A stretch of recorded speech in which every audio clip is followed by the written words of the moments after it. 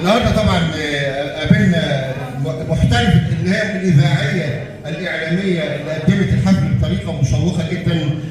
بصراحه عندها احتراف واسلوب ومخارج الفاظ واضحه جدا. يعني صراحه انا شخصيا اعجبت بالطريقه اللي هي قدمت بيها، فنقول لها اهلا وسهلا بالدكتوره نجوان حسني. اهلا وسهلا بحضرتك في اللقاء الجميل النهارده. اهلا وسهلا بحضرتك طبعا، واهلا وسهلا بالامهات عظيمات مصر.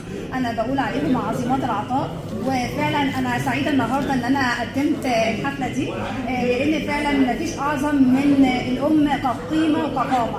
فطبعا انا بقدم الشكر للاستاذ الدكتور عبد العزيز قنصوة رئيس جامعه الاسكندريه الاسبق ووزير التعليم العالي، وطبعا الشكر موصول للاستاذ عادل عبد الفتاح رئيس نقابه العاملين بجامعه اسكندريه لترشيحه ليا ان انا اقدم الحفله دي. وطبعا ده اكيد شرف كبير ليا. لا تستحقي ان انت خليني انا من المتفرجين واقول لك ان انت قدمتي بمهاره واقتدار بشكل جميل جدا.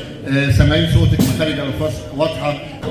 لا انت اعلاميه قديره تستحقي كل تقدير واحترام. شكرا لحضرتك وشكرا للساده الحضور.